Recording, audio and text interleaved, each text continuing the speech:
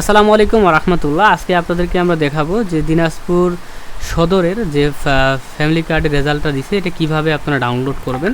তার জন্য গুগলে আসে লিখতে হবে ডিএসএস, ঠিক আছে, দিনাজপুর সদর লিখে সার্চ করলেন, প্রথম ওয়েবসাইটে ঢুকে পড়লেন। ঢোকার পরে দেখবেন নিচে এই যে দেখেন তথ্য সংগ্রহকারী ও সুপারভাইজার পদের নির্বাচিতদের ফলাফল দিনাজপুর সদর। এখানে জাস্ট ক্লিক করে দিবেন, দিলে এই যে দেখতে পাচ্ছেন ফলাফলটা 7 পাতার।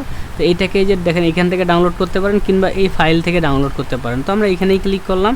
ক্লিক করলে এই যে এইখানে ক্লিক করতে হবে, দেখেন ফাইলটা ডাউনলোড করতেছি। এই যে ফাইল ডাউনলোড হয়ে গেছে, যে ওপেন করলাম, এই যে দেখতে পাচ্ছেন এটা হচ্ছে দিনাজপুর সদরের ফ্যামিলি কার্ড সুমারির সুপারভাইজার এবং হচ্ছে তথ্য সংগ্রহকারী কারা চান্স পেয়েছে তাদের তালিকা, ঠিক আছে। সো দেখেন এই যে এইখানে কি বলা হয়েছে, তথ্য সংগ্রহকারী টোটাল দিনাজপুর সদরের নিচে 119 জন, রিজার্ভে রাখছে 12 জনকে, টোটাল নিচে 131 জনকে, সুপারভাইজার নিচে টোটাল 13টা, ঠিক আছে। দেখেন কাকে কাকে নিল দেখি আমরা। সো দেখতে পাচ্ছেন তালিকায় এক বাংলায় মানে লিখে দিছে।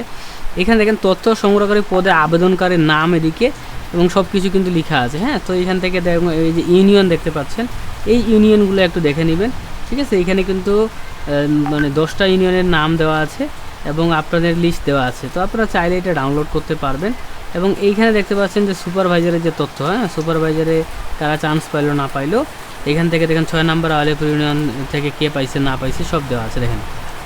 তো এইটাই ছিল ভিডিও, একটা লাইক করে দেন ভাই। আল্লাহ হাফেজ।